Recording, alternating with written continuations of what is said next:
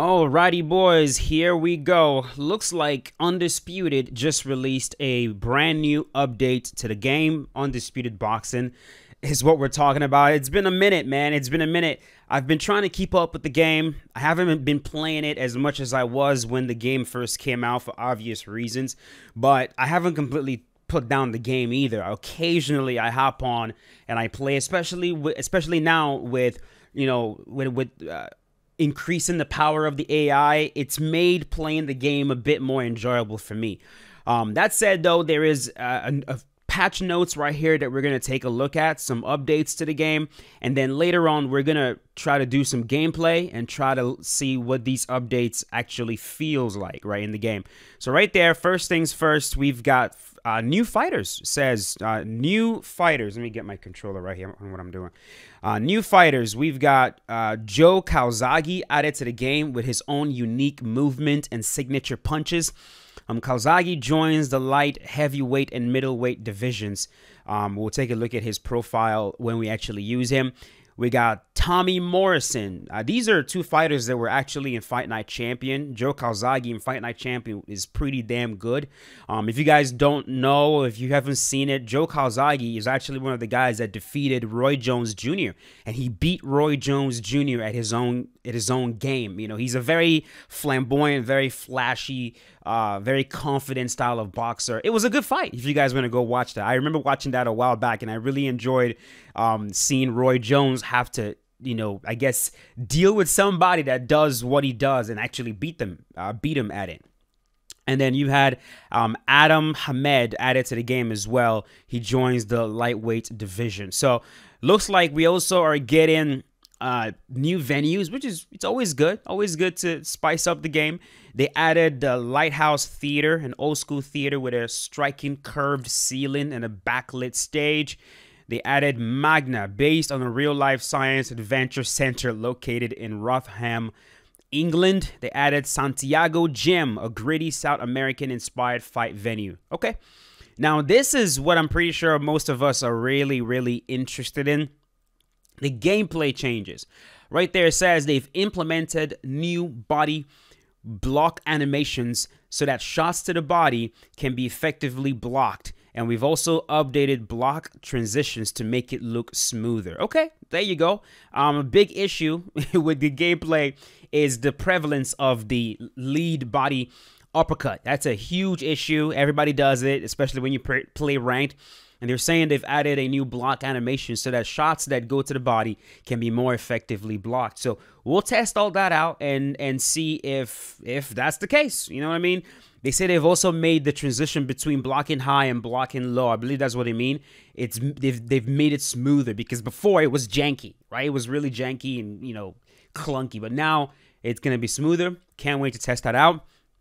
Another big one, they say they've adjusted the step back straight animation to be more in line with other punches. This should make it more difficult to land more than one step back straight in quick succession. As the player is backing out. That was a big issue in Undisputed. Looks like they've adjusted that, so it's not gonna be as prevalent in the game. We'll see. They say punch cooldown that activates arm fatigue has been reduced as well. Arm fatigue should feel more consistent and less restrictive. They've adjusted dodges when a fighter is close to the ropes. So when you're close to the ropes, I guess they've increased the evasion frames for those dodges. It's going to allow you to evade those shots a bit more when you're close to the ropes. So this, in effect, is going to buff outside fighting and debuff aggressive fighting. I'm not sure if that was needed specifically against the ropes. I think it was more needed across the board. I've said that before.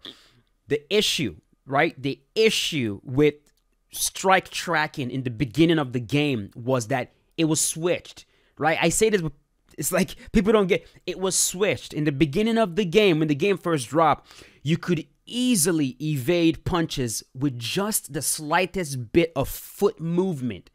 But then you were not able to evade punches the same way by moving your head. So punches will track you while you're trying to move your head, but then by just moving your feet just a little bit, you completely evade punches. And that is not realistic. You guys can argue with yourselves on that. It is just not realistic. Most times when boxers evade punches with their feet, they're doing some kind of lunge, whether it's a short lunge or a long lunge. It's not just with small lateral movements that they're evading punches. You evade punches by moving your head, weaving, ducking, slipping, leaning back, or by performing big movements with your feet. But in the game, when the first drop, it was the opposite. So what we're asking for is, hey, can we increase the evasion frames on head movement so I can evade punches easier when I'm moving my head, as opposed to dependent on just moving my feet just a little bit, right? So they increased the punch, the punch track into the game, but they didn't increase the evasion frames on head movement, at least not significantly. Right there, it looks like they've increased the evasion frames on head movement, but against the ropes, right? I don't know if that's going to affect it across the board. We're going to check. But if it's only when you're close to the ropes, I don't understand why they would just do that, because it's going to buff outside fighting, and the game already favors outside fighting to begin with. So I don't know. We'll see. They say they've adjusted weaving on the ropes, so players can now weave back fully while on the ropes.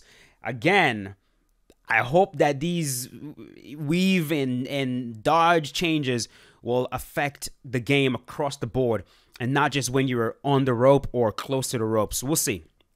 This one definitely affects me, because I already know at this point I'm going to be playing this game mostly offline against the AI. That's pretty much what it's going to be until they increase the power significantly. It's most likely just going to be AI matches. Now, they said they've increased AI fight strategy, which means AI fighters can now adjust to how a fight is going and can choose to be more or less aggressive. They can throw more or less power punches, adjust which punches they're throwing. So, looks like the AI is getting smarter. We're getting a smarter AI. An AI that's not just going to move forward and try to hit you with lead body uppercuts. Looks like they're going to change their strategy depending on how you're fighting, and they're going to just overall try to be smarter, which is good. It makes my life even more interesting. Hell, we might even start making more fights against the AI. We'll test all this stuff out. Right there, it says they improved the reactions to players' attacks. So feints, turtling, and defensive play. Oh my God. They've improved the ring positioning of the AI. Now the AI will be faking punches, they'll be pushing you, they'll be clinching, and they can kneel. And the AI should now land more counters. Oh, Lord have mercy. They don't turn it into a freaking counter-striking smarty pants AI. Okay. That should be interesting. I can't wait to see what that looks like, what that plays like. And then they did some changes to fighters. Looks like Amir Khan has lost his lightning hand trait in the welterweight and middleweight division. Josh Taylor, Sergio Martinez, Alexander Usyk, Natasha Jones, and Vasily Lomachenko. Let's see. Vasily Lomachenko adjusted the animation for Lomachenko's pivot left body hook. It was adjusted. How? I guess we'll find out. And then general fixes. Let's say they added more commentary lines for specific fighter matchups. Example, Fury versus Wilder, Frost versus Groves. They've updated Kenny Bayless' facial animations in the pre-fight cutscene. Okay. And then they fixed some bugs. Let's see. Fixed an issue with Steam. Fixed an issue with timelines and blah, blah, blah. Fixed an issue that caused knockdown boxers to ragdoll erratically when in contact with the opponent. Okay. They fixed an issue that causes the game to apply the wrong resolution upon. Okay. They fixed an issue that was causing two fighter models to sometimes load into the fighter select menu at the same time. I haven't seen a lot of these bugs yet, but looks like they fixed them, which is pretty good. So this is a significant patch in my opinion. No, we didn't get any changes to power, and we didn't get any changes to stamina, which I'm pretty sure is another thing that, you know, people are definitely going to want. People have been asking for, including myself. I'm sure those are going to come eventually as they, you know, test things out and make sure they don't break the AI in the process. I'll say this one more time. I think what is going to really help you guys with a lot of these changes that you're making. And last time that I said, how about this? Don't put me on the team. Because people think I'm saying this because I want to get on that. Don't put Martial Mind on the team.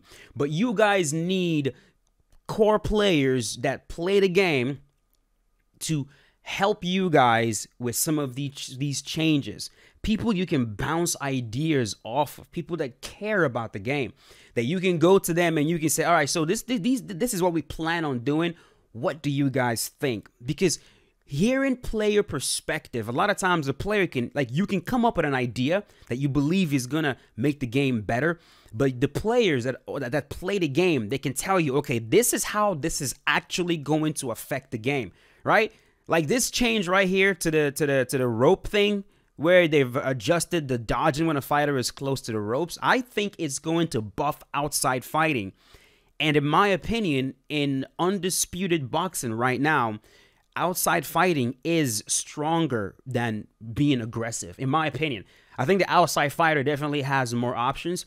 And I think buffing outside fighting, it might have unforeseen consequences, but we'll see. So just something to think about. I think you guys need some kind of game changer program. I'm pretty sure you can find a bunch of players that will gladly do this without having you guys pay them. They get access to new builds when you guys implement a change. You let them play it amongst each other, have them try to break it, try to exploit it, try to find issues. And hopefully you find people that are honest enough that will tell you, all right, this is busted. This is going to be abused, as opposed to keeping it to themselves. So when the game drops, they can abuse it. You know what I mean? So up to you guys what you want to do, but just something to really, really think about. A lot of games already have game changer programs for a very good reason. I think you guys will benefit from that greatly. But yeah, I will leave it at that. Thank you so much for watching. If you guys enjoyed this, let me know in the comment section below. If you guys, let me know what you think about these updates to the game. How do you think it's going to affect the game? Let me know in the comments. And we're going to start playing some of these fighters, and we're going to start testing what we just saw. And yeah, you guys already know we'll be giving our honest thoughts on that. So thanks for watching. I'll see you guys very soon. Peace out.